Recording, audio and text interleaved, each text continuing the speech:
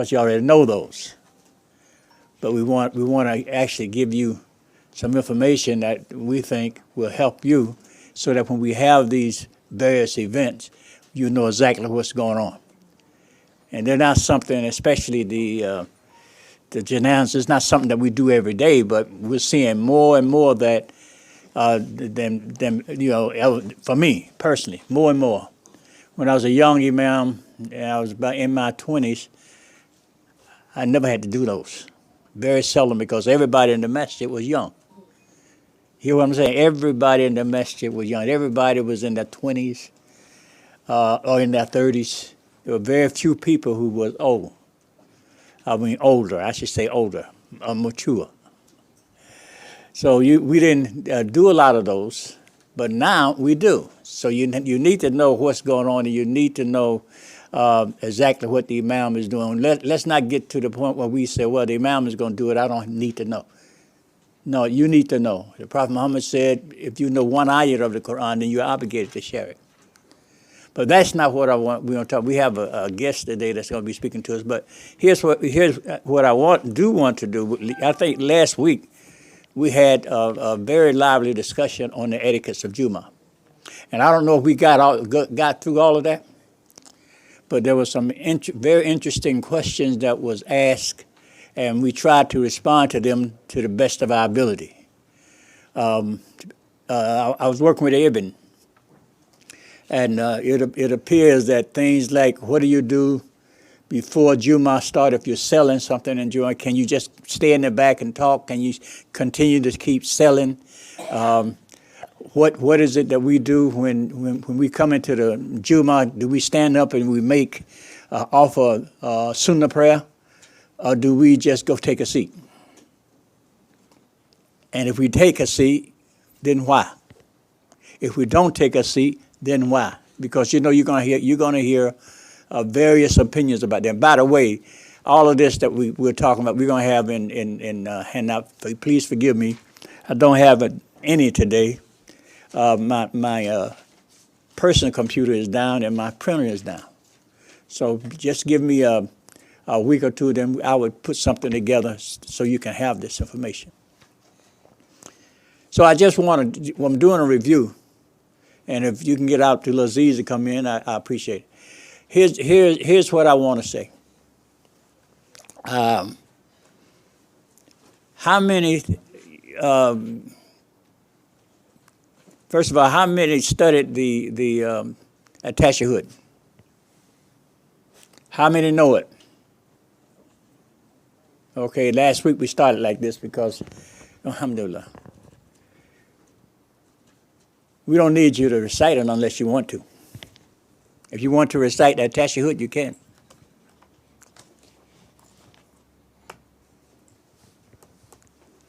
That's one thing. A lot of time people do not do that at the end of the prayer. It's the sunnah of the Prophet to do it. It's not something that you find in the Quran, of course not. But it is a sunnah of the Prophet. So we should know the Ash-Shaheed. And if you have the information that I gave you a CD. How many got the CD? And the CD, not only did it cover Ash-Shaheed, it also covered prayer, period. It's something that was done by Sultan Muhammad, who was the son of Jabir Muhammad and the nephew of Imam Muhammad, who works right now with the Nation of Islam, trying to help them in that transition. And you all need to understand that. They are making a transition. And we need to understand that. So don't say, oh, that's the nation, and they're not doing anything Islamic. No, don't take that position. Because we went through the same process that they're going through, only we did it quicker. But you listen to on Friday, and of course, I'm sure that you know these things. The Nation of Islam is the womb from which we came. So we don't deny that. I have never denied that. Even in the conversation with other Muslims, I let them know my Gideon was in the Nation of Islam, and I have no shame about that. I'm happy that Allah blessed me to come through the Nation of Islam. It's like our Imam used to say. He said, He came through a movement that said that Islam was freedom, justice, and equality. That's important for us to know. He didn't come through some of the disciplines that you may find in Shafi'ah. You know what Shafi is. You know, Shafi is a school of thought. Maliki, Hanbali, Hanafi. Those debates are still going on right now but right here in this city. Debates go on about Shafi and Maliki and whatnot. Even when we're doing Janazah prayers, not everyone do it the same way. We have to understand that. You know, sometimes you notice how when someone is doing a Janazah prayer, it seems like they do it real short. That's because they're not reciting their Fatiha. And they're going all through it. So you don't want to get into those arguments, you know, because you're dealing with the schools of thought. You know, the methods. How do we do it? That's why we need uniformity in our community. How do we do it? Do we follow them or do we follow the advice that was given to us by Imam W. Muhammad? I say we follow the advice that was given to us by Imam W. Muhammad. So I don't criticize, but at the same time, I think a lot of it I can comprehend what they're doing. And I can really sit down with them and discuss it. Okay, any more questions about Jumu'ah before we move on? Last week we had a very lively discussion. I'm having some copies run off right now that I'm going to give you about the Takbir Eid. The Takbir Eid, we also want to talk about the Eid al-Adha and the Eid al-Fitr, how they relate. And what does Fitr mean? What does Eid mean? It's not Eid. Eid is what the psychoanalyst gave us. Most Muslims say Eid. No, it's Eid. Say it. Eid. It's hard, right in your throat. Eid. It means what? Recurring happiness. It's a return, something that comes back time and time again. And so we know this. These are just little things I think that we need to know. So it's not Eid. Somebody say Eid to me, I think they're talking about Sigmund Freud. Huh?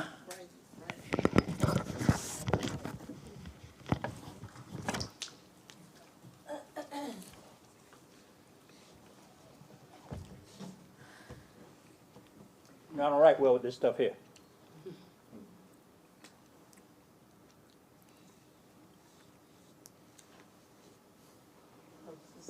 No. Read.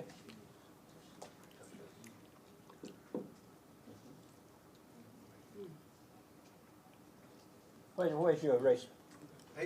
Paper. There it is.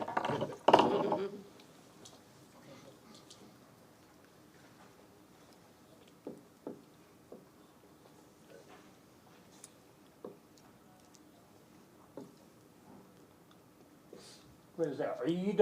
Yes. Eid? So it's an Ain. It's Ain, yeah. Eid. That's the way I pronounce it. Eid. Eid.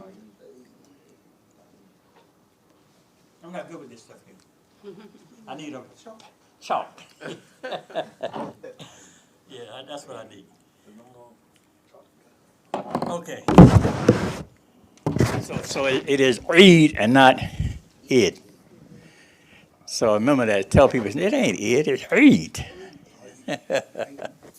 All praise is due to Allah.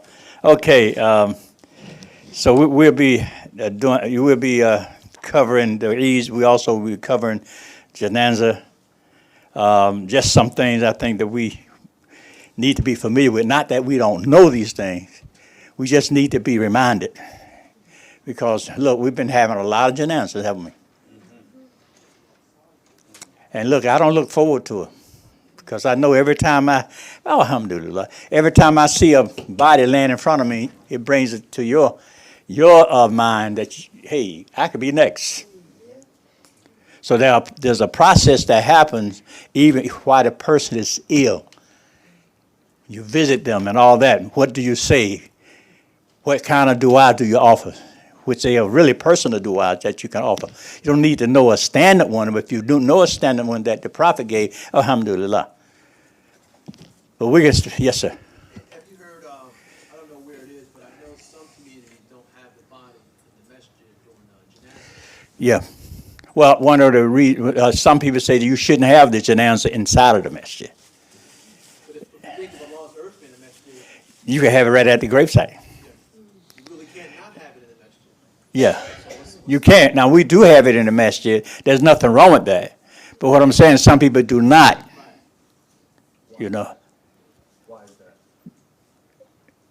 that? You know, I guess they say it's the sunnah of the prophet. That's all I can say. That he used to have the janazah probably because there was a lot of people. And the masjid was not big enough to accommodate all the people.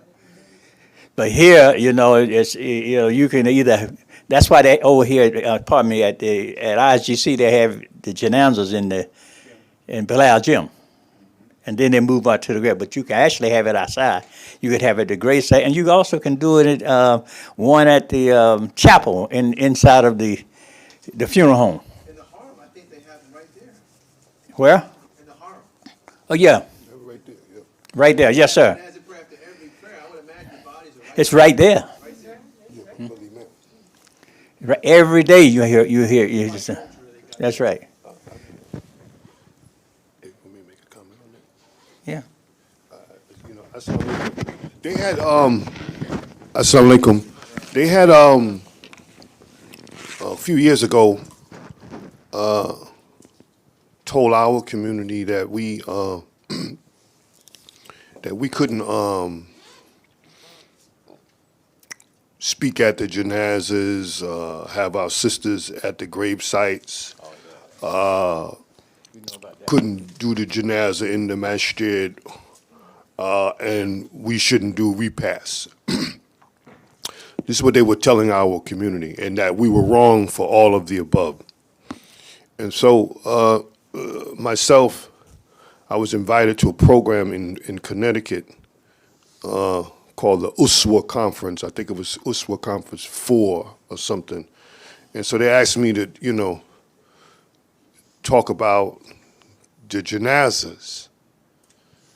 And so I took all of the things that they said we were wrong about and compared them to what the Prophet ﷺ did, and then gave that as a presentation. Come to find out, everything that they said we were wrong about, we were right about, following Imam Muhammad. Number one, when it comes down to praying the janazah prayer in the masjid, there's nothing wrong with that.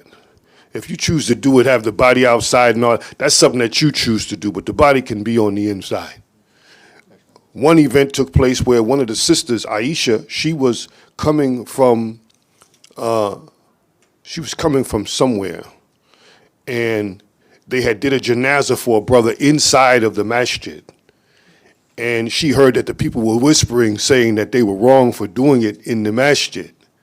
And she cited an incident where the Prophet ﷺ did a janazah for a particular brother in the back of the masjid. And she said, perhaps the people say about the things which they have no knowledge of. They do a lot of talking about things they have no knowledge of. And they were accusing Aisha during this time. I'm not talking about in 2019 or 2018, during that time, a few years after the Prophet's death, they were accusing her of being wrong for allowing someone to perform the janazah prayer in the masjid. And so that in itself was an incident that took place that clarified for us all the way back then. I don't need to clarify it now. It's been clarified back then. You can have the janazah in the masjid. The other point was the sisters cannot go to the grave site. Well, when you go back and do the research on the hadith, you'll find that this was not a command against the sisters. The Prophet ﷺ forbade men and women from visiting the graves. He forbade them from doing that in the early stages of Islam. And then he came back years later and said, I once forbade you. He didn't say, oh, women. He said, I once forbade you from going to the grave sites. He said, now I'm permitting you. He didn't say, oh, women. This was for men and women. So there was no thing that had anything to do with sisters not going. Never. That was never the issue. It was always when he said, do not do, it was for everybody. And then when he opened the doors for it, he opened the doors for it so that The same way he closed the door, he opened it for men and women. One day, Aisha was coming back from the gravesite. They asked her, where were you coming from? She was crying. She said, I was coming back from visiting the grave of my father. So if it was forbidden, then why was she coming back from visiting the grave of her father? And why was the Prophet ﷺ speaking to the community, telling the community, you put common sense with it. It's the hadith, the authenticated tradition. People are just saying stuff, but they're saying it to make it seem like we don't have Islam. The Prophet ﷺ ordered the companions to go get food after a brother had died and said, take the food to his family for his family are grieving. Repast. Repast. They said, we can't do a repast. Y'all wrong for doing a repast. If someone says something at the janazah on behalf of the person, you're not supposed to say nothing. We can't talk. That's a lie. As long as you ain't lying on the person. And as long as you're not spewing things that will make people drum up their emotions. You see? But there's always a room for saying good about the person, asking for the prayers for the person, and so on and so forth. So those 4 issues were 4 issues that were clarified during that research. And it made me feel a certain kind of way knowing that they've been telling our people, and I've seen it happen before, that they can't go to the graves.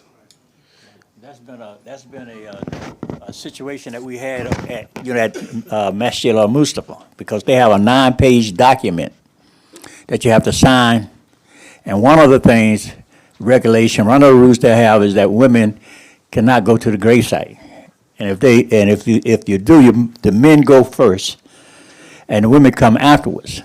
But they prefer not to have you.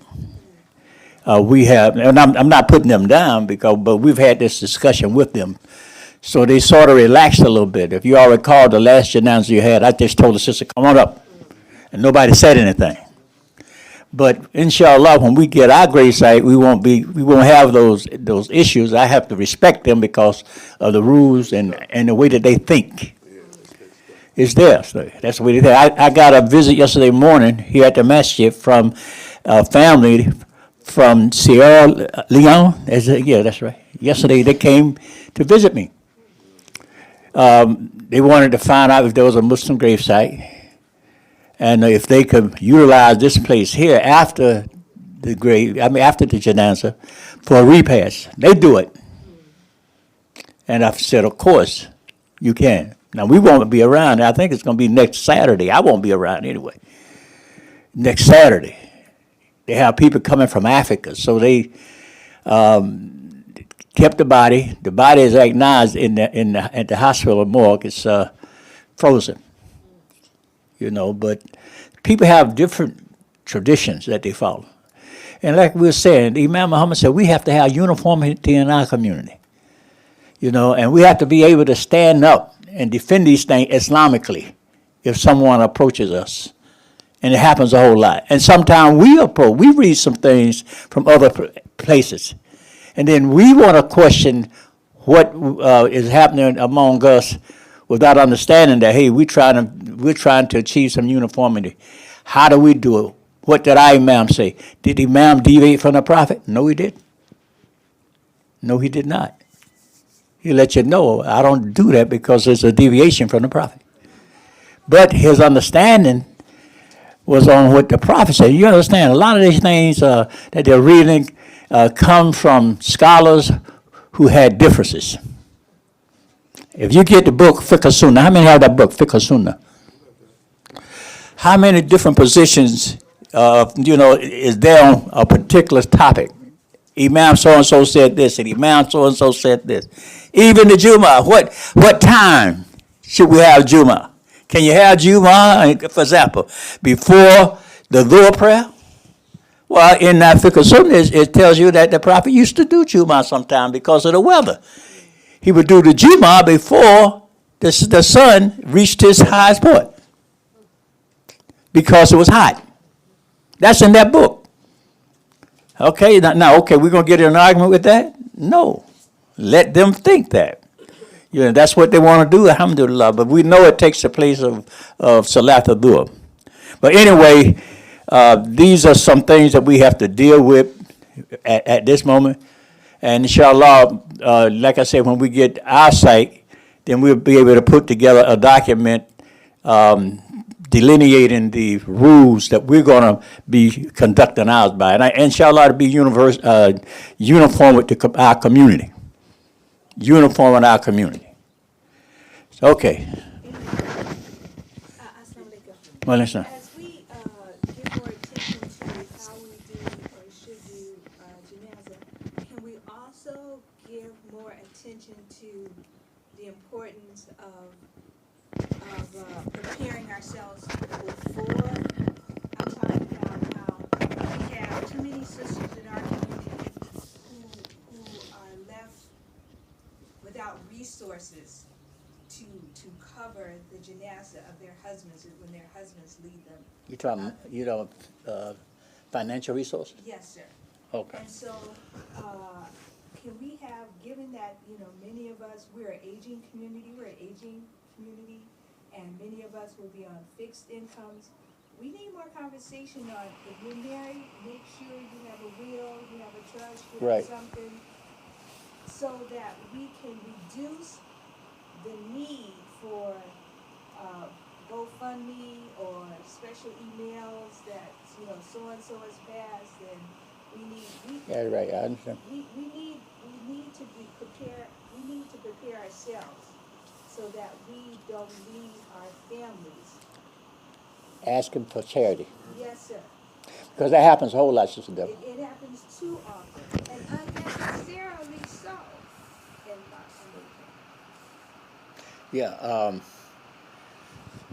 recently, we've given charity to situations. And I do think that we need to give some attention to that. We've talked about insurance. We have a lawyer who's waiting for us to come to him for our wills. I think we have a model here that I can give to everybody. And the reason I say a model, it's based upon Islamic etiquette. We can take that for ourselves and use it. And I think that's important because a lot of us do die. We don't have no will. We don't have anything.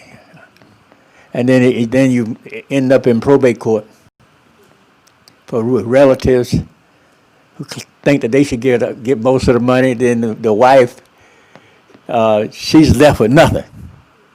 I know of a situation like that. One, I don't even want to mention. I don't want to mention one. And I think a lot of us may not know, but it happened in the I just say in the leadership of our community. So yeah, we need to give more attention to that. And these people that think, there are people who think that you shouldn't have insurance.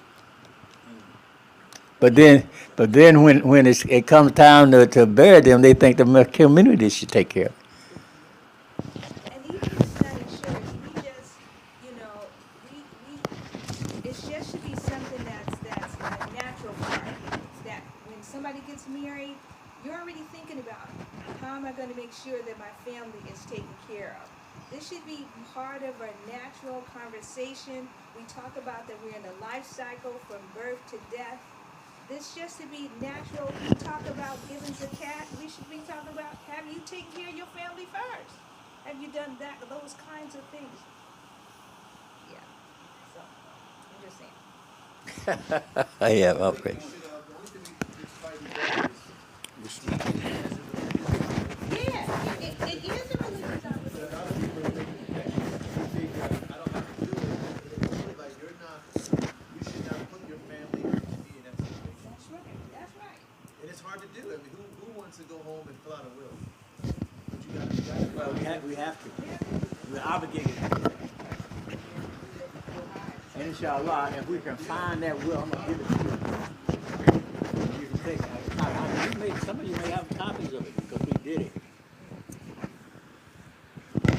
How many have copies of that will? You have a copy of it. And if I can't find one back there, I'm going to have to use one of yours to have some run off. Maybe you could run some off, print them, and then come and give them to the people that's here. Did you have it legalized? Did you have it go to a lawyer? Otherwise, we had it otherwise, but I have the copy that you provided. Okay. So keep on having the copies. Okay. Because I don't know if it's back there. The next general assembly. Okay, praise God. That's good. We And, did, I'm sorry. we did, we, in New York City, I started a program about 5 years ago after one of the pioneers died. And this program was dedicated to burying the seniors that don't have the money. And since then, we've done a bunch of, just so many, mashallah. But what we came up with is, I started out with one group, and then I realized this group didn't respect our community. And so, after working with them for a number of years, I decided to part ways with them. And when I parted ways with them, I was asking Allah to make a way for us to be able to continue the work without having to go to these people. So Allah provided me with a group that will ship the body from wherever. They will pick the person up wherever, take them wherever, get them there on time. We have access to the washing stations 24 hours a day. And on top of that, it's cost effective. This is what Allah blessed us with. But then after he did that, he topped it off by giving us an opportunity to have a Janazah station put downstairs from the Masjid. So now it's under construction now. We're putting a Janazah station there. So now, next to that, we're going to have a place for the seasoned members to come so that they can't make it up the stairs. They can just go right in and have a center where they can just do whatever they want to do throughout the day. So now I'm mentioning this because we created a program that if they paid $250 a year, which is maybe $10, $12 a month, $20 a month, something like that, if they were to pass away, we would cover their janazah. And so we started that because we're trying to get a cemetery and all that kind of stuff. But we're not in the business of hearing about a Muslim dying and not being able to give them their rights. At the same time, the sister has a very good point, and that's the duty of the man of the household to ensure that if something happens to him, what's the plan? If something happens to him, what resources will the wife have? What resources will they have in order to continue taking care of their family until she either finds another mate or until whenever? The point is that there should be some things that are in place. And so I got a bunch of wills at the Masjid in my office where season members come and they ask me to take the paperwork and get it notarized because they having a problem with, already they got a problem with somebody trying to take their house. They already got a problem already. Somebody in their family, not Muslim, want to take their house. You see, want to drive them to the grave and take their house. And so they asked me to, notarize it and make sure a copy go to Florida, another copy go here, so that the word is out that this was what the person wanted. Another pioneer comes to me and says, well, my son ain't going to take care of me, man. Could you take this paperwork, and if something happened to me, I want you to take care of it. You don't know how many people have come to me and said that died and wanted me to do their janazah. After they dead, they tell somebody telling me that, well, they want you to go to Connecticut because the sister wanted you to do the janazah. Now, that's beautiful and everything, but because I'm going to do it. But the point is that here at least they had the wherewithal to tell somebody, to put it in writing, this is what I want done. This is what I want to happen. And they had the resources and all of that kind of stuff. But what we have a problem is we don't say what we want done, and we don't even have the resources. So I've seen this before where the family members, they get together, they don't want to listen to the masjid. We want to bury her the way we knew her. She was Muslim, what do you mean? Well, we want to do half the ceremony Christian, the other half, and then they turn around, well, we ain't going to do no Muslim ceremony. So now it's a tug of war, but the masjid ain't got nothing to say over that because that's the family. Legally, you don't. You see? And so what happens is, I've seen this happen before. They wanted to cremate the sister. We said, no, don't cremate it. We'll pay for it. Don't cremate the sister. Well, no, we're going to talk about it and we're going to do it. And then they said, well, then they turned around and waited around. Now the lady's in Potter's Field. You couldn't let us do it? You see? And so I've had cases like that where the brother's dying, and right before he dies, his wife says, we're going to take care of we're going to have the Janazah for him. And then as soon as he died, she said, don't call me here. Don't call here no more. Non-Muslim. You see? And so the sister has a very good point. That should be something that when people get married, that should be a discussion that's a must-have. I think she's also talking about beyond that. And beyond that. The idea is to have it generally for everybody, and this is a discussion that we have to have and we want to implement. May Allah help us, that we say, I mean. What he just said about Christians, people who don't want to recognize Islam, who intervene when you have these funerals, janazahs, that has happened a lot of times with me because I used to work for the prison system. And the brother would say, I'm Muslim. But the state will always release that body to the family. And if they decided that's what they're going to do, there was nothing that we can do. I used to tell our brother, make certain that you make it legal. That when you die, you want to be buried as a Muslim. And we had a brother here. How many remember Brother Jihad? His family called me and said he had just passed. Okay, so I went to work. I said, I'm going to try to find a gravesite, to bury him. And we did. We came up with something. And we called back. The family said, well, we decided to cremate him. I said, what? He's a Muslim. Well, we don't know what he was. He was back and forth. He's a Muslim. Now, what could I say, though, legally? I couldn't say anything. You know where he is? In Potter's Field. That happened right here in Charlotte. So we don't want that. One thing we have to do is educate our family. Now, some of you don't have that problem. You were born Muslims, you were born Muslim. He was born in the I think it's generation too. generation. This is more of a, I think it's more of a concern for the older generation because they're less open to talk about it. Yeah. It's much harder for me to talk to older folks about this than it would be my generation. Right. Okay. I remember a sister, she had passed away, but before she passed, she had got a diagnosis of cancer. And so as soon as she got the diagnosis, she had me come over to meet her daughter and her granddaughter. And I had to walk them through the process, because this was a member of the Masjid who was very dedicated, the whole 9 yards.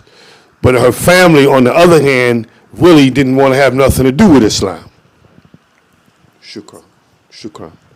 And so we walked through the process of what would happen, what she wanted done, and so on and so forth. And at the time, she stayed on the earth, I think, 5 years after that first meeting. 5 years. And when she passed, I was no longer at that masjid, but her family tracked me down and said, my mother wanted you to do her janazah. And we want to do it at 96th Street, for those of us who know New York. And so my point is, she had took time out to even instruct those members of the family that were not Muslim, letting them know that this is exactly what I want done, and should this take place, this is who I want you to call, this is what I want, this is how I want the process to be, and so on and so forth. And we can easily start that at any masajid in our community just to get that going. Good process, okay? The money wasn't an issue. The ideology wasn't an issue. They were just in the situation where they needed to understand what the process was. And for their love for her, they wanted to make sure that all her rights were taken care of, that we followed everything that she wanted. And they got that. And they also got big thanks from us because if a Muslim dies and the Muslim community don't establish the prayer for them, then it's a sin on the whole community, man. The community is at fault. There has to be some group in that masjid taking care of that.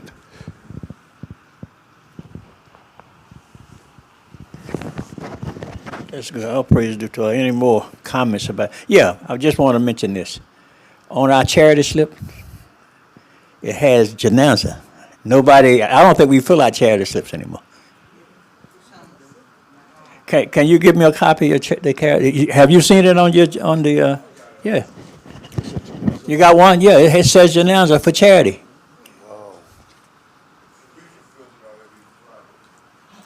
See. Pass it out. See, Janazah. That means we can give money. That helps people who don't have the resources. Janazah fund.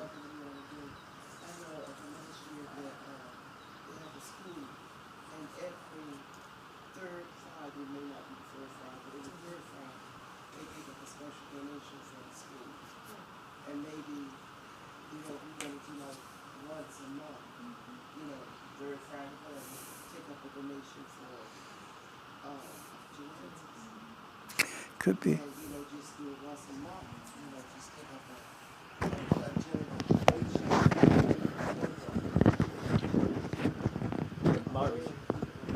Thank you. Oh, that's maybe something that we can do. Yeah, I was just telling them about the family. Yeah. I did. I shared that with them. Now, the Janazah won't be here. The repast will be here. Janazah is going to be at ISGC, the Loud Hall. Can I add something to that? Yeah. So, there was a question once, is the Janazah category on the slip for, in general, for anyone, or is it something that I can set up for myself? So, what we did, we started saving the individuals that want to save towards their own Janazah. That's something in addition that we can do. That on the charity slip is a general account. That's general. General. You all know how many people, well, you don't know how many people that we've really had to bear. Because they didn't have the resources. Yeah. And just for everyone's general knowledge, we only have one person that consistently donates towards that. There's one person. Oh, A lot of that is awareness too. Yeah, because I have another. Possible if you want more to, people's attention. I think Yeah. well, one of the reasons is that most people don't ask for a charity slip. Yeah, but I'm saying like every, if we designated a Friday, every month we take like a special collection for. Janazahs. You don't necessarily have to do this. I think if we do that, we can be mindful that may not be for anyone that we know. Right. Someone Right. has to weigh in. It'll be for anybody. Right. Yeah, I think so. But I just want, let's say you have 3 or 4 people pass away, and they just show up here because they're African American. We would be using our resources, which would be okay. They're gonna show up anyway, but we go at least help a little bit. Yeah, what they do in the city is what we try to do is we try to, for those people who consider themselves members of the masjid, there is a bunch of things that they get, as a result of them paying their dues and all this other kind of stuff. And one of those things is the Janazah. And the one group that I have working with me, what they have in their main headquarters, they have a box, a see-through glass box. And they fill that box up, man. They fill it up. And then the resources from the box are for all known and unknown people who need some assistance for their Janazah. And that's what they do. That's something that they do. And it would be lovely if they would do something like that here, just to ensure that in case there is some people that don't have the resources, that it can be done. But what happens is this here. At the same time, I've seen it also done in New York City where people just rely on that and don't do nothing while they're around. And we don't want to get the community to that point where they're just relying on that. You see, the man came to the Prophet ﷺ and asked him some questions. The Prophet gave him some answers. And one of the answers the Prophet, the Prophet asked this man a question. And he gave him an answer, and Allah's Messenger ﷺ said that when he asked him, should he tell the people? And he said, no, because they'll just rely on that. So if they say, well, they're doing free janazahs down in Masjid Shaheed, I'm going down there. You see? So that's what people do. They rely on that. They tell you the 27th is the day, the night of power. Most people in the masjid on the 27th with no evidence that it's the night of power. They show up, you see? And so they looking for that time, that slot, where they'll just rely on that. And so if we are giving them the information and sharing that information, creating awareness, making a pamphlet for the masjid and give it out to the people, talk about it. She said something about doing a fundraiser once a month, just donate it to giving to the Janazah fund, but at the same time, making people aware that these are things in which we want to rectify on our own, so to ensure that there's no missteps, and just to line something up. And lining up something is really not a difficult task. It's more of a task when you have someone who has passed away who's Muslim and then the family is struggling to get the money to put them in the ground. Let me tell you what they do. I asked at GC. It costs $2,000, which is not a whole lot. But $500 of those dollars they put in a special account for people who perhaps don't have burial fees. It's really $1,500 in other words, but they charge $2,000. Yes, ma'am. I was gonna ask a question, like, insurance, you have insurance, but usually when you pass away, it takes a while for the insurance to Yeah. get paid. And if you don't have like a separate account where you can have easy access to money, I was thinking like, wouldn't it be, could we have a program here where people could actually prepay their burial? Yeah, weren't you working on that? Yeah, just prepay it, like say for instance, for example, if you wanted to, say your burial costs $5,000, and you want to pay that before. Right. And the family don't have to worry about nothing because that's already Yeah. taken care of.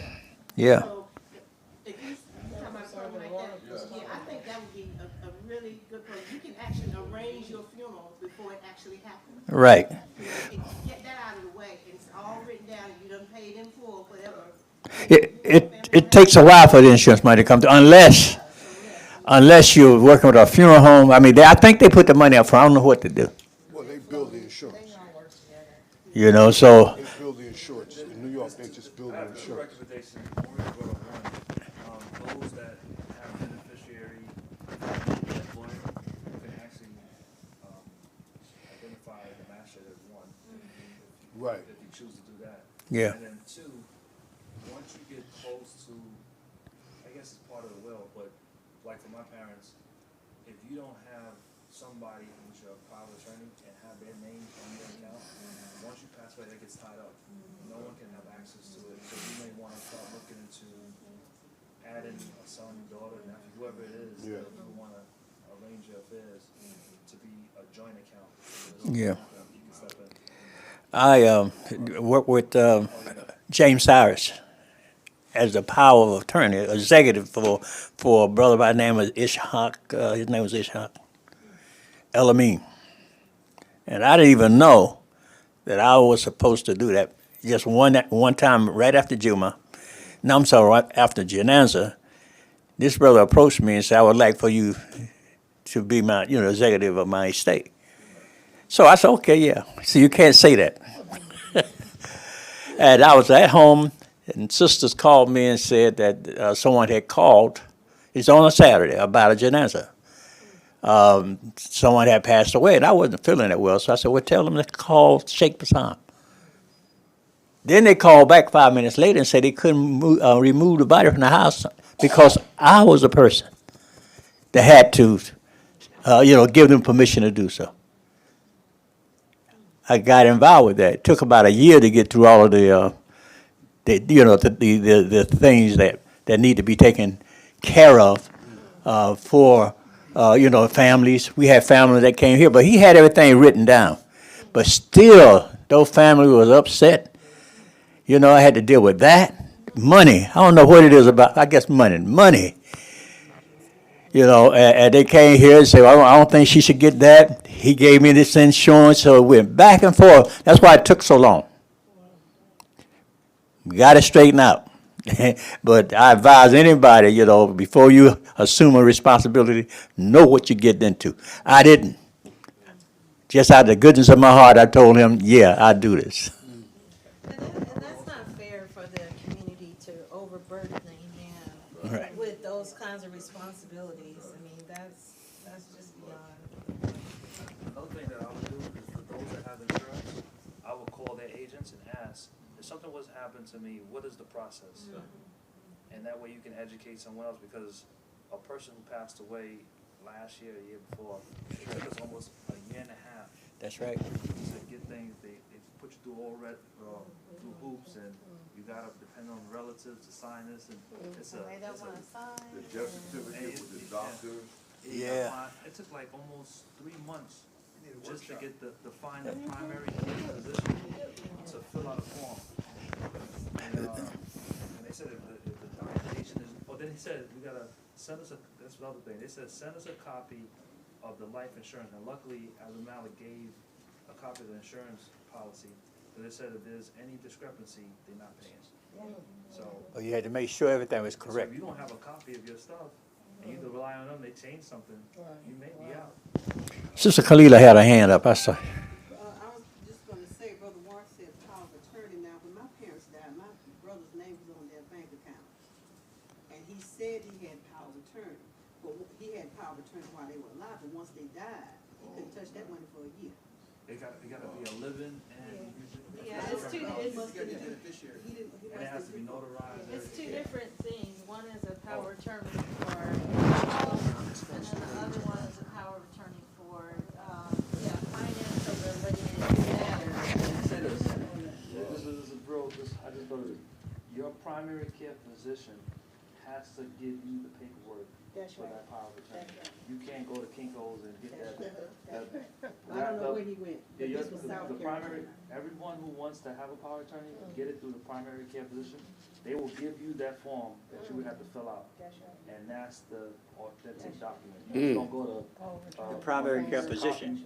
Places. When my brother- For a power of attorney and all of that, Beneficiary For too. private attorney of letter. right, but it covers all both, but don't go to Kinko's or competition, the one, and, yeah, that's not gonna work. Because it has to be witnessed when you sign it. So, if we have a workshop. Oh, yeah. Yes, sir. I think Kind of weekend on it, so. maybe on a weekend on it. But don't we have a committee that's working, or is it supposed to be, this is what they're supposed to be doing? The bringing Janazah this committee? language, yeah. Well, they're working on the gravesite. They could work on rules, but you're talking about they're working on rules for the gravesite. Just like they have at IGC, they have the rules I was talking about. They're just specifically working on. Yeah, that's what they. So we need a committee that's working on bringing this, people who are willing to bring this type of information, and we just need to have, like you said, just a workshop Yeah. just for this. I went through We did have one workshop at the committee, you might need to clarify that, Imam Khalil, because they did have one workshop that they brought in, and she went all through the power of attorney, she went over wills. Oh, yeah, you're talking about the lady that came from out of Raleigh. Said she would come back, I don't know if anybody here. Yeah, she worked for the Department of Insurance for the state. But we only had about 5, 6 people out. We need to have someone with an Islamic perspective too, because you have to kind of follow those guidelines. Yes. They can take the station. Yeah, that's true. It's a lot of information. Yeah, it is. It's a lot of work. Even before the Janazah, even before that, people ill and all that stuff, and working with the family and grief, all of that's very important. And Imam, this is becoming, as we talk about us being an aging community, we have a number of our sisters who live alone, right? Families either out of state or out of state non-Muslim. So when we think about what it means for us to care for each other, when we think of this as a religious duty, 2020, could be the year in which we actually manifest the claims that we have against each other. Because Allah is holding us responsible. And nobody should have to, in this life or the next, have to. Yesterday, one of the things that came up in our class, I think she was saying we had a sister. She was saying I haven't been able to get out there a long time because I can't drive like I used to. And we were talking about that, Assalamu alaikum. We were saying that we have that bus sitting out there. And it was a few sisters that agreed to, because we know we have at least 2 or 3 sisters that don't come to Juma because of transportation. But they said they would pick these sisters up and we would have some of a way of a service or something to get these sisters to at least Juma. Sisters and brothers at least Juma, because we have elderly brothers that are challenged getting to Juma. And we need to identify these people and, the sisters have come up with some of volunteer, well, I'll pick them up or I'll do this and I'll do that. But I think, we need to really have something that works every week, to pick these sisters up. Yeah. And another thing that we talked about was, I don't know what you know, how many people took their Shahada last year? Okay. Or this year, 2019. Whole lot. And we want to do that whole lot, but where are they? Been in contact with them. We say we Well, got we need, I think Halal has that information. Halal writes down the information. Well, we're gonna get that information, from Brother Halal.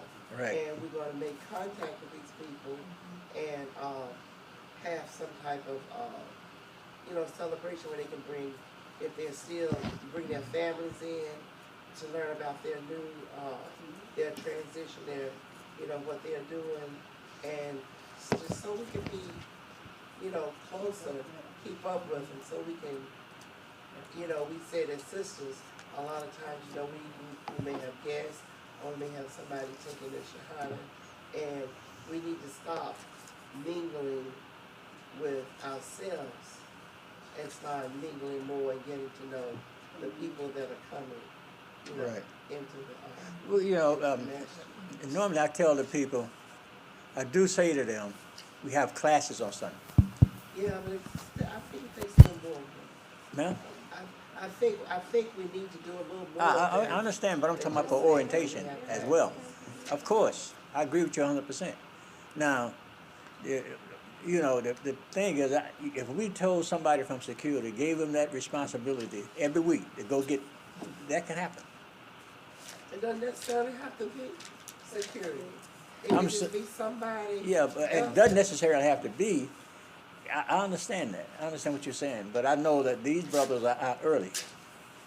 Assalamu alaikum. Surahs in Mecca are going to be meeting, inshallah, the first January, the first Saturday in January, to coordinate, to propose a plan for this. Okay. And with the realization too that we can't you take on. Okay, there's just me. You take on more stuff than you're supposed to take on. That's a whole nother. No, that's not true. And we don't need to put that on security. Yes. That's not true. So we tend to help each other. What's the word I want to say?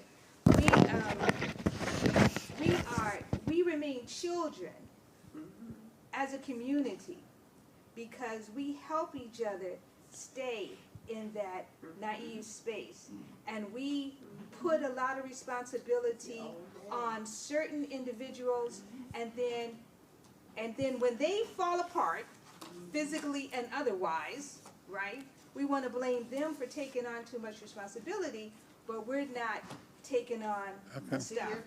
So this is one reason why we're hoping that Mecca Insurance can begin to do more partnering, so that what we're reporting to you are reports of what's being done, not reports about what needs to be done.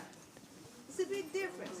And yeah, I'm just saying, you do too much, alhamdulillah, and Allah doesn't bless that when we make ourselves sick, or we place ourselves in position to be physically, spiritually, emotionally unhealthy. Allah doesn't bless Big soul that. wears on the body. Yeah, and so we Well- want to take care of our imam much better than we do. You know something? Something just went through my mind. Of course, it's irrelevant. We always say some of the good things we had in the past, we should have kept them. Yeah, that's right. The minister didn't have to worry about stuff like that. He had other people. Huh? We did that. Oh, yeah, we did. Worry about how they go. That's right. And we should have kept that. Yeah. And if a sister or brother didn't show up for 2 or 3 days, you pick the phone up and call them. So you seen brother so-and-so? No, I'm going to call the person. Now you can tell them to call somebody they won't call. I said, now we can say call so-and-so. Well, I still do that occasionally. I don't call sisters. It's not about you talking about communities. All right. I want to say, growing up, the thing I remember is that every church had a bus, and they picked up everybody that went to that church on Sunday. I remember that vividly. Every church had a bus. But the one thing they did do is that if something going on in their church, the bus would go and pick those people up that wanted to come.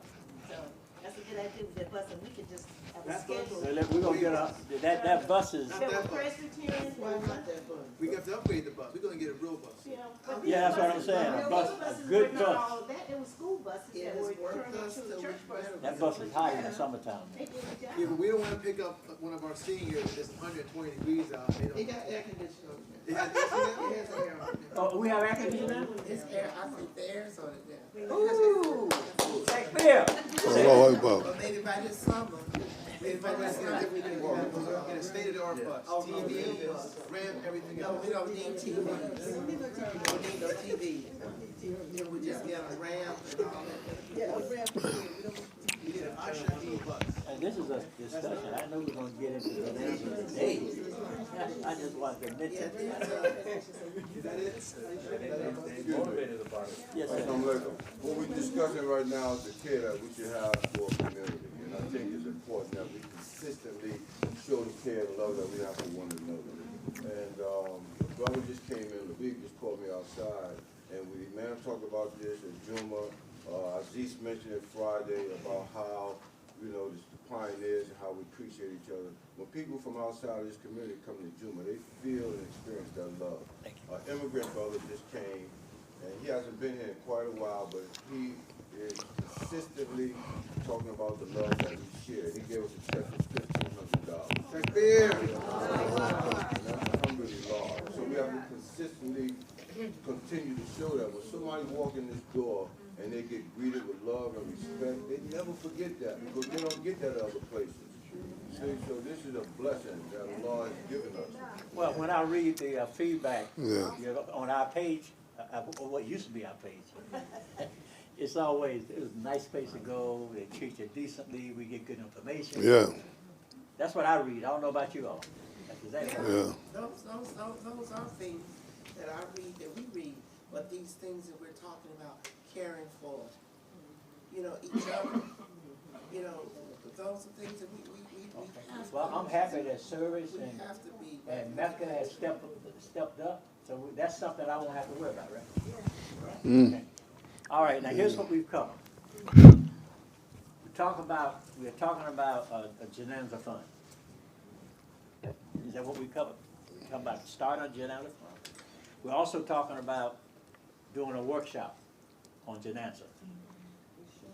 Also, talking with families. If your family is basically non-Muslim, talking to them, preparing them for this inevitable thing. It's gonna happen, you know.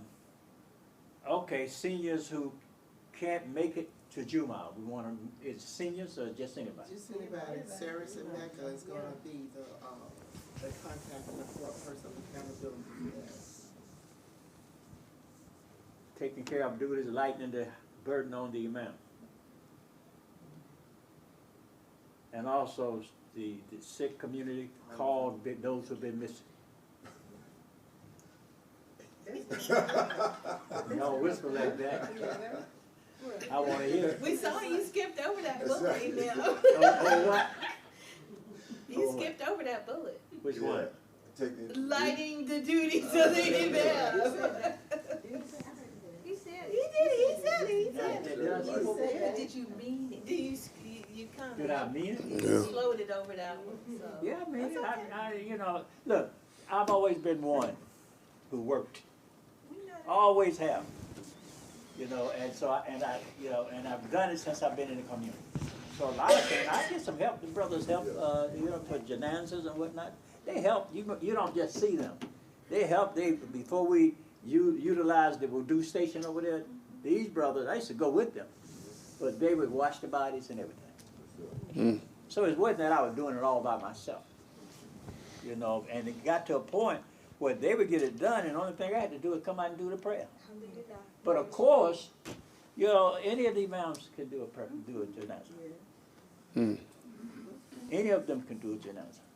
So anyway, inshallah, we'll have a workshop on janazah, on, you know, here at the Masjid.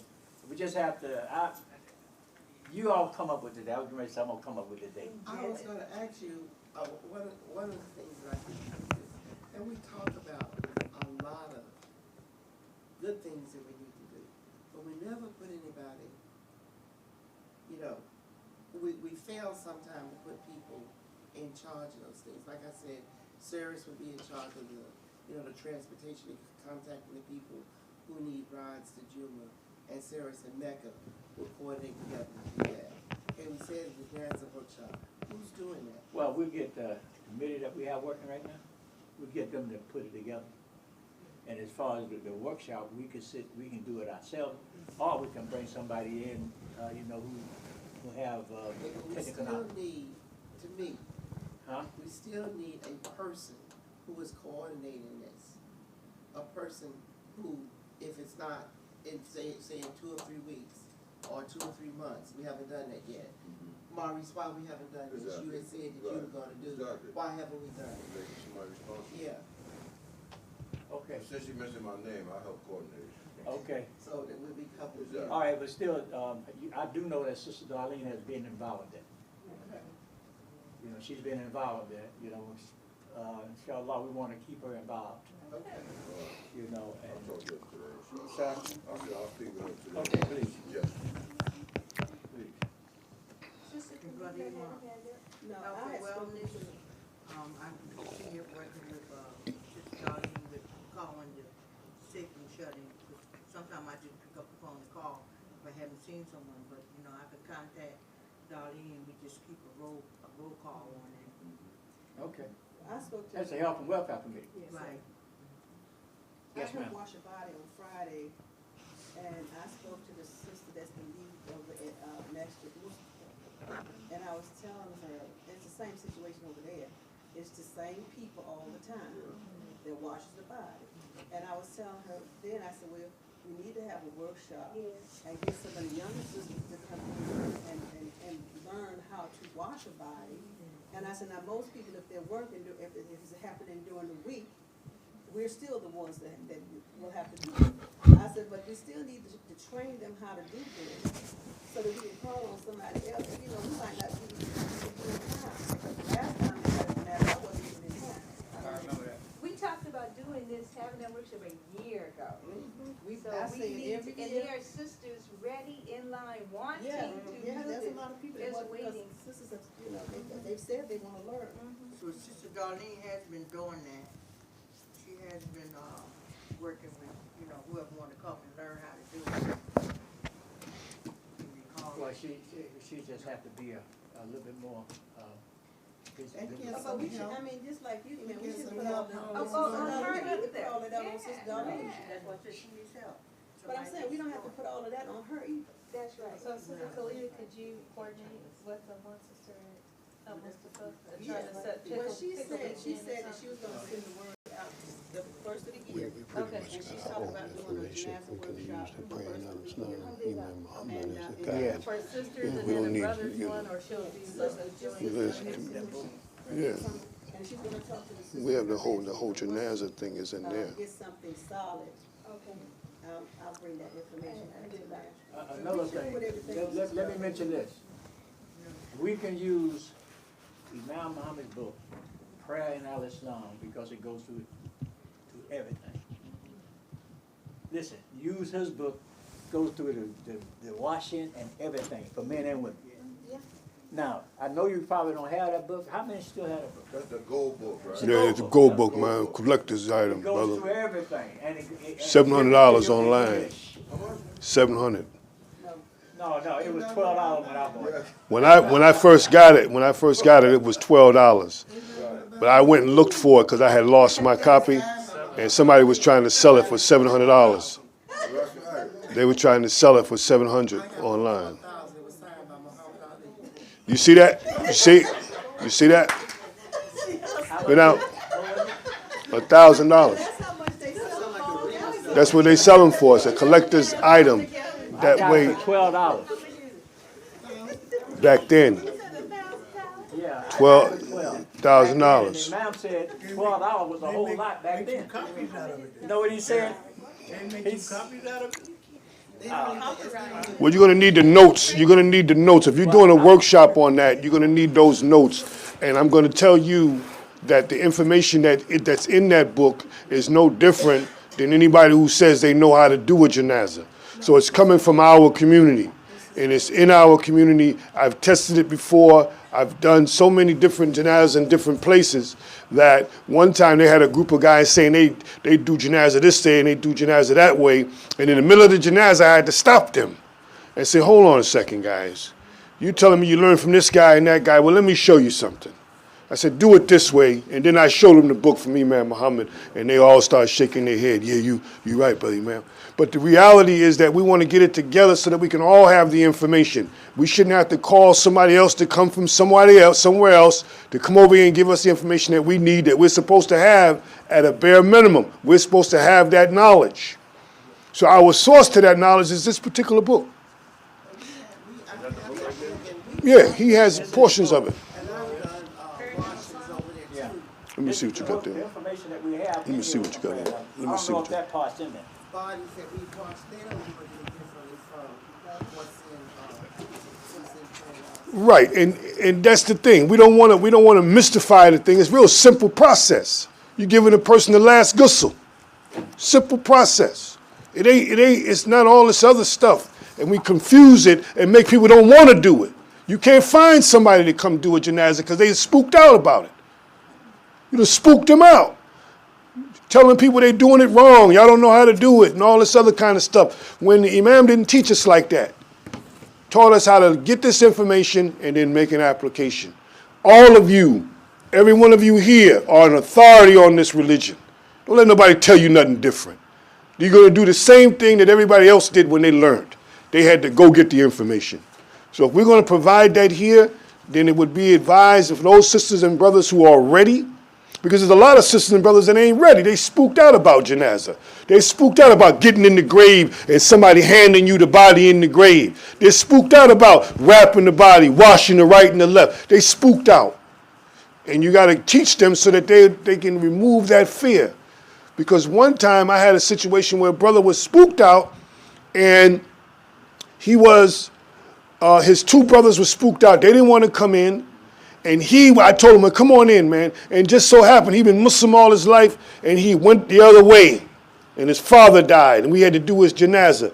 And I invited him in.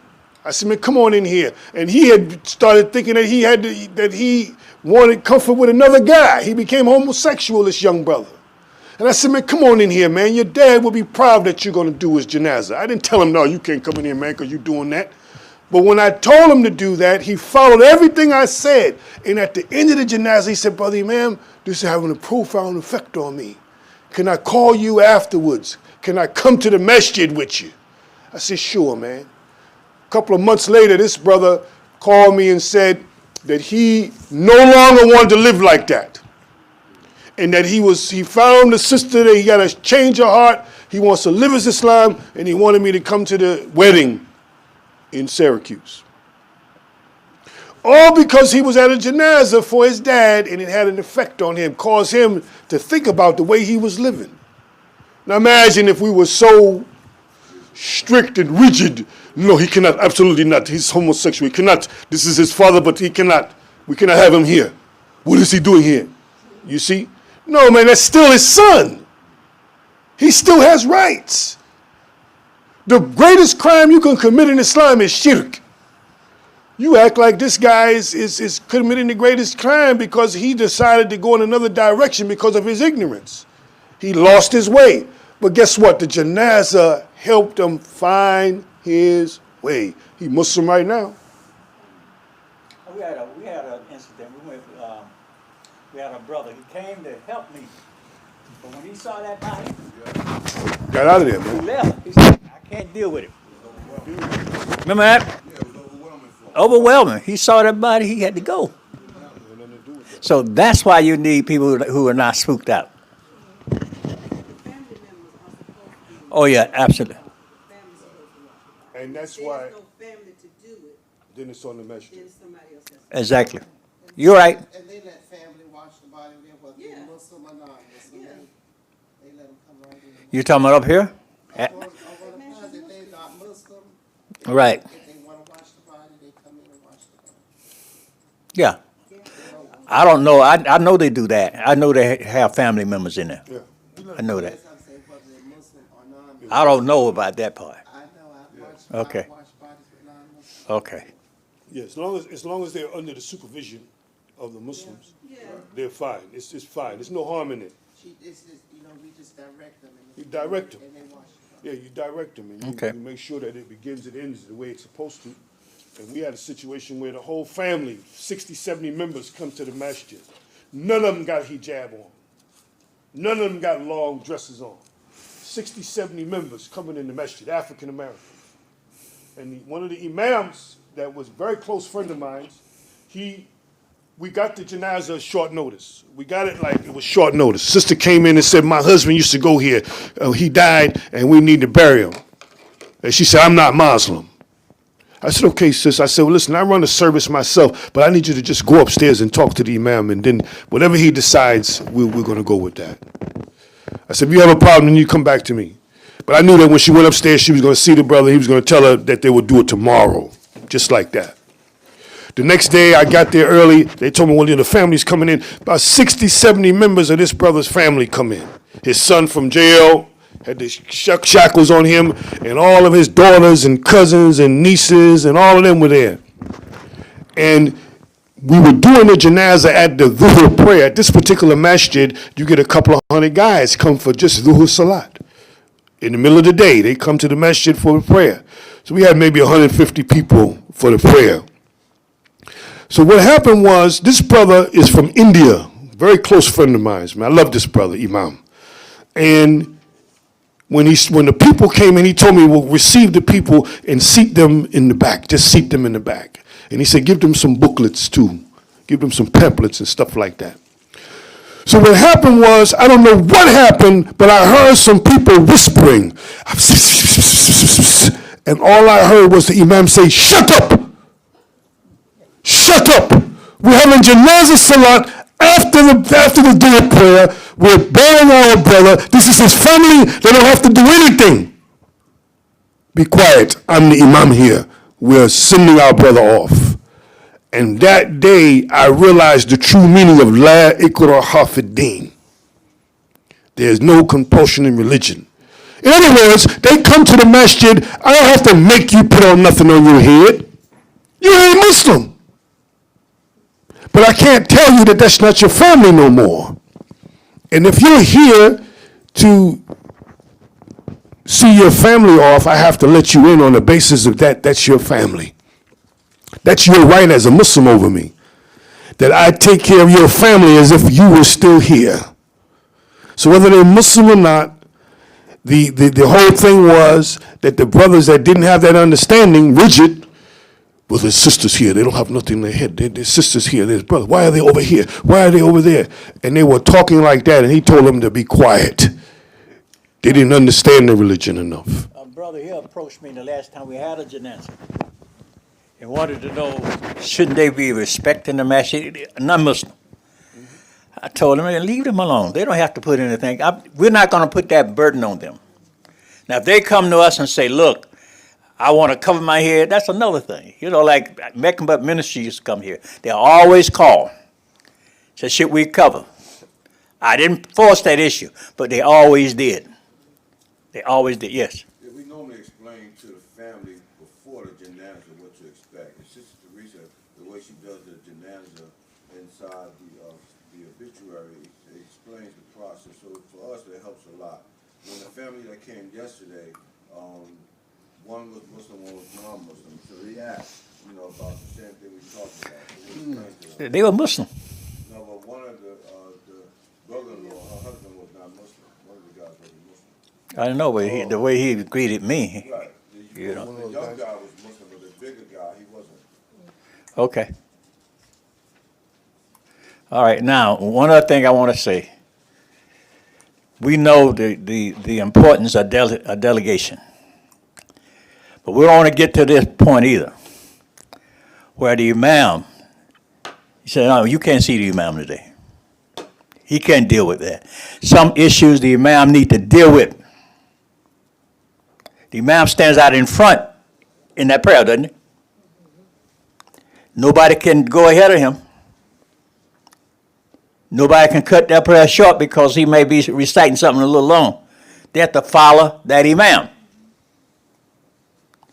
If he makes a mistake, you can say what? Subhanallah.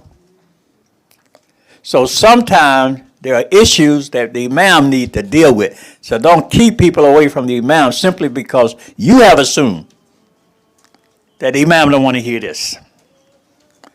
I'll give you a good example.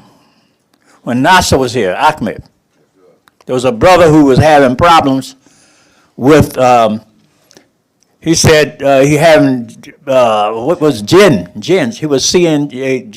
He was, so Imam Nasser said, oh, I like this. So the first thing people wanted to do is get him on out. No, he don't need to deal with that. Nasser said, I want to talk to him. We went back in the back. He took a board. An hour. And brother walked out feeling bad. Matter of fact, he was an immigrant brother, wasn't he? He was from Africa. From Africa. Not just him, but he educated all of us. Oh, yeah. Me too. So there are things that the Imam has to deal with. Because if he doesn't deal with them, later on it's going to come back anyway. Well, see, let me interject for you, man. That's me. Because after Juma, you have a lot of people that want to see the Imam. Some for financial reasons. They don't want to talk to War. They don't want to talk to me.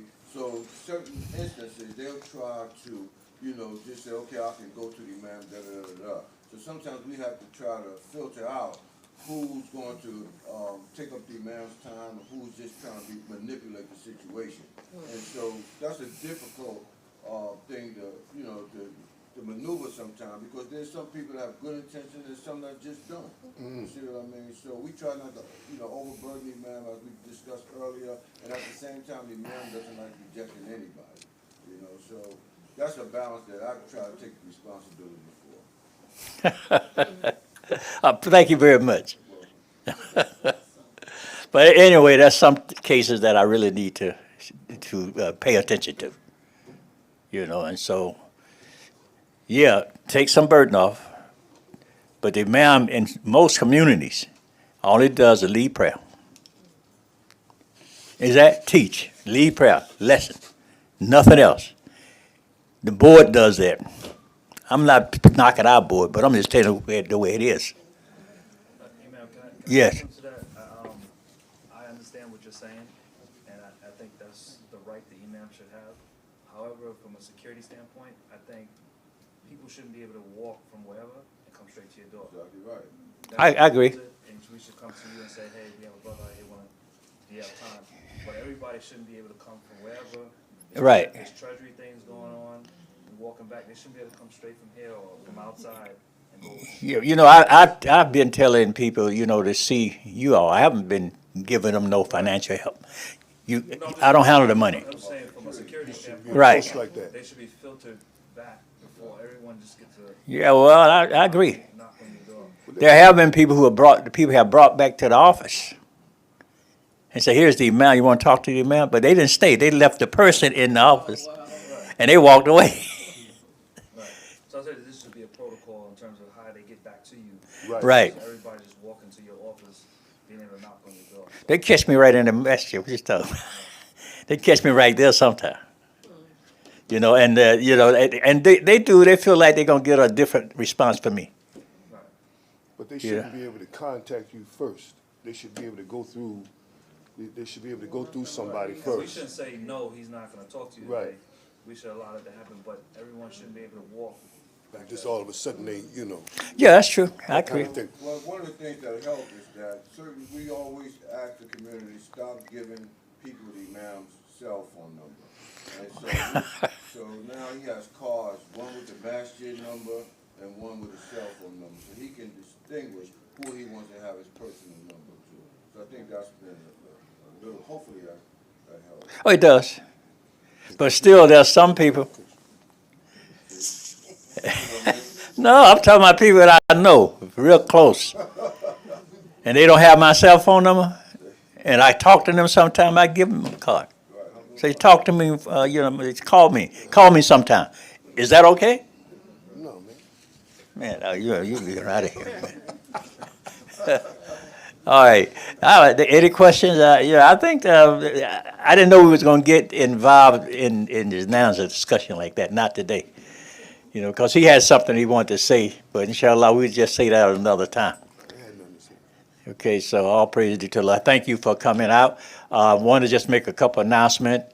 On the 20th of February, we're going to have a program, and it's going to be called the Community of Imam W.D. Muhammad, Past, Present, and Future.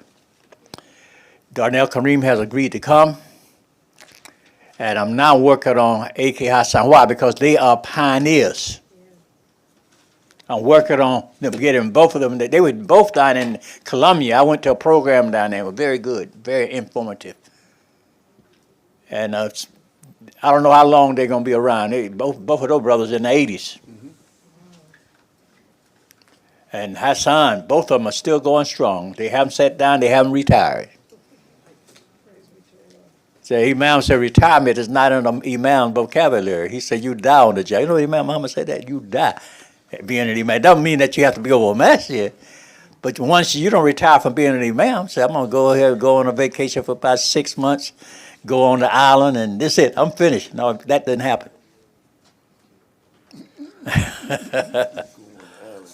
Yeah. Okay. Any other announcements? I just wanted to let the community know that Naeem Stevens, young Naeem, Yeah. Sister Dearest, he's in San Antonio, Texas, in basic training Air Force. Oh, alhamdulillah. 2 weeks, and as soon as he able to give an address, Good. his address so we can keep You all remember? Naeem is in San Antonio, Texas, basic training Air Force. Good. Good. I just have one announcement. As we move closer to the ending of the year, we're going to be producing our financial reports, as well as tax documents and all that type of stuff. But we're doing a transition from the current laptop to a new one because the old one we having some issues with. So if you have any files on that computer, please remove them. I don't know how much longer that computer is going to work and turn on, so try to do that as soon as possible. But we will have a new lab or resource for keeping our records. So now, and I think the trustee board has a meeting coming up at the end of the year, right? And then our next general assembly is when? So we'll be preparing for that meeting as well. Inshallah. I had a few people that wanted to help me with this program. that we got coming. I know Imam Ron, so Shaheed said he would love to be involved. My daughter said she wanted to be involved, but maybe a few others who would like to be involved can. He's brother Imam Darnell is bringing his wife, Gloria, and she's tough. She's been around. They were classmates in the Clare Muhammad School, well, at that time, the University of Islam, years ago. And they've been together for all that time. And she has a wealth of information. So, sisters, you may want to take advantage of that too when she comes. It's going to be Friday, Juma, and then we're thinking about just having something on Saturday as opposed to having it 3 days. Because we're not talking about selling tickets. We're not talking about that kind of thing. We're not talking about having a booklet. February 20th. 21st. That's a Friday. He'll start with Juma. And then Saturday, inshallah, we have a second part of that. Or maybe Sunday. We haven't even decided. It could be Sunday. But I thought it was good to have this because February is African American History Week, History Month. February is also when we have Savior's Day. Now, apostrophe after the S, not before. Because we're not just talking about W.D. Farad. Talk about others. You can even mention others. Harriet Tubman, all of these people. That's the Imam's concept. Savior's Day with the apostrophe S, the apostrophe before the S, was talking about W.D. Farad. And Nation of Islam is still having that. I guess now they include Elijah Muhammad. But they're still having that. You know, and they have doing that weekend too. I think they're having their celebration as well. Okay? Khalil had an announcement?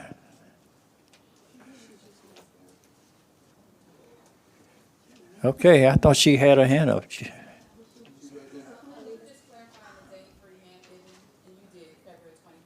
Oh, okay. All right, thank you. All right, that's it. Thank you very much. It's difficult to remain after Arabic, but I still think that people still need to know these things as well. And one of the things that I feared when we was doing it in the way that we was doing it is that it would conflict with what we call talim. Because talim is still something that I think that we should do. Most people in our community still do that. Now, there are some masjids that don't do it. I can name a few, but I won't. You know, so inshallah. Thank you very much. We're going to conclude. Lead us in dua.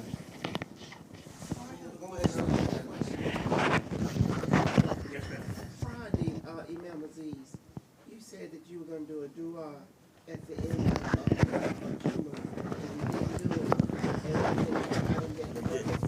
You know why I didn't do it? You know why I didn't do it? You know why I didn't do it?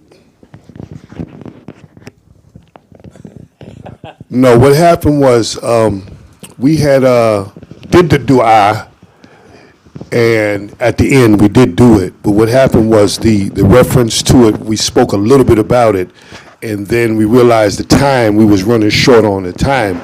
And so but we did make the dua, and it's in Surah 25. Okay, it's Surah 25, verse 70, what was that, 70? Let me see what you got there, Brother Imam. Could you put on 25 for me? I'll tell you what it is.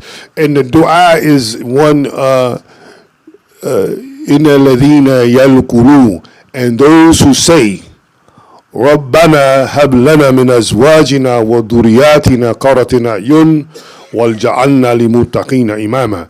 And as for those who say, our Lord, give us in our mates and in our offsprings the coolness of our eyes, and make us leaders for those who are conscious of Allah. They got to talk on that. Okay, so, Talk. Okay, yes, so I'll give you the number, right now of the IAT. okay, I got it here.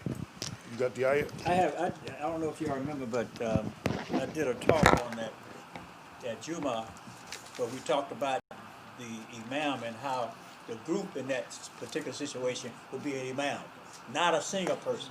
That's plural. Make us imam out. Okay, let me see. Here you go. 25.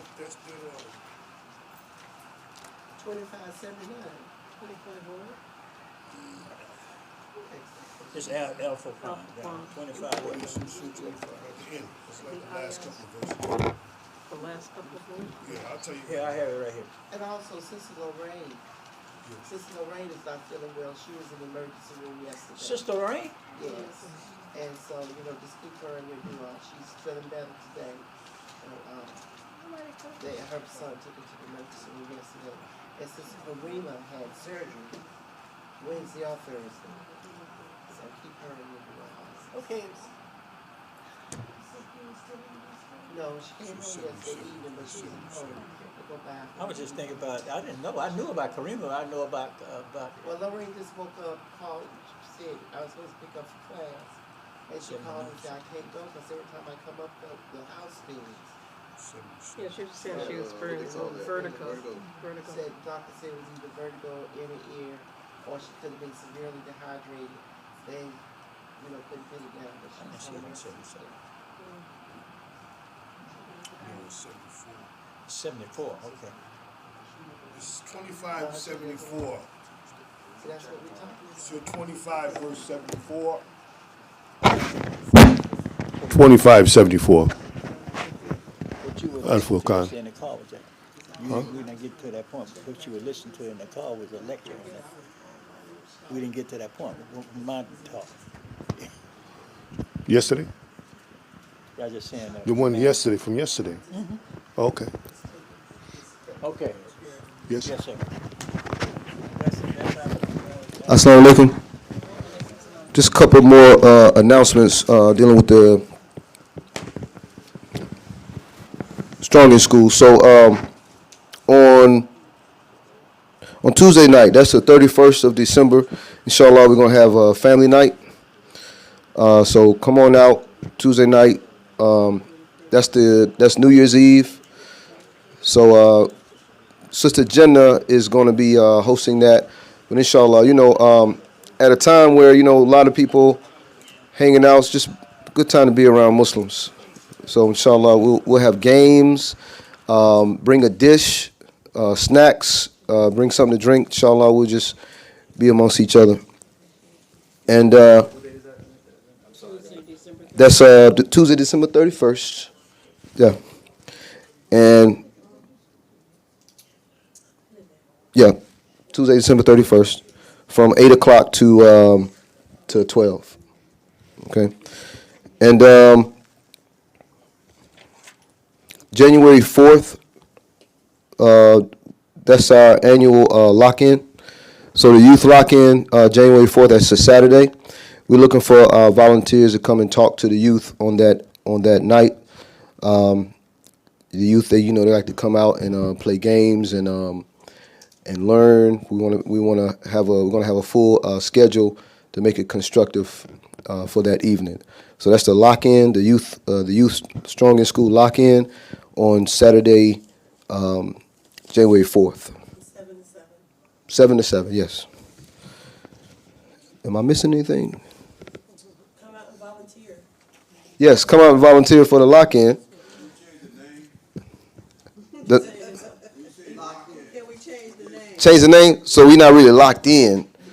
Okay. Khalil says that every year, but what is another appropriate term?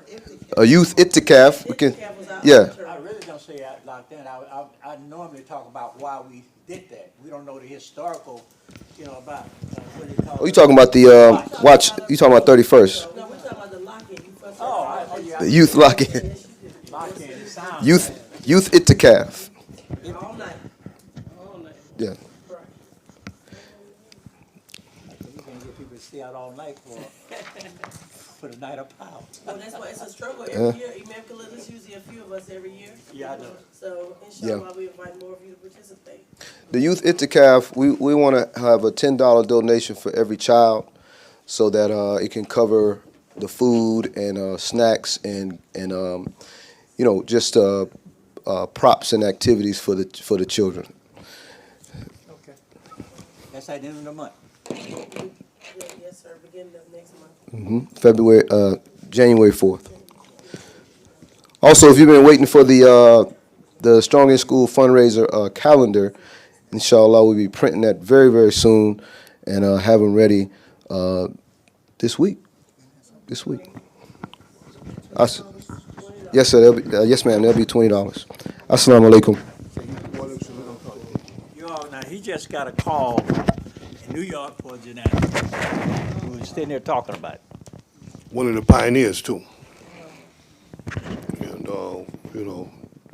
just a reminder, it's just how Allah reminds us, just reminding us, this conversation that we had was very productive. Hopefully that they'll use it and make an application out of it. But make no mistake, man, this whatever we talked about regarding that, this is what Allah wanted us to talk about. Okay, we're going to conclude. Inshallah, we'll get back to you all. We'll give this to her. We're going to get back to with the workshops and whatnot. So let's conclude. Oh Allah, we ask your help and we seek your protection. We believe in you, we trust in you, we praise you in the best manner, and we're not ungrateful to you. Oh Allah, we seek your refuge from anxiety and grief. We seek your refuge from lack of strength and laziness. We seek your refuge from cowardice and godliness, and we seek your refuge from being overpowered by debt and oppression of men. O Allah, suffice to us with what is lawful and keep us from that which is prohibited, and with your grace make us free of want of what is besides you. Ameen.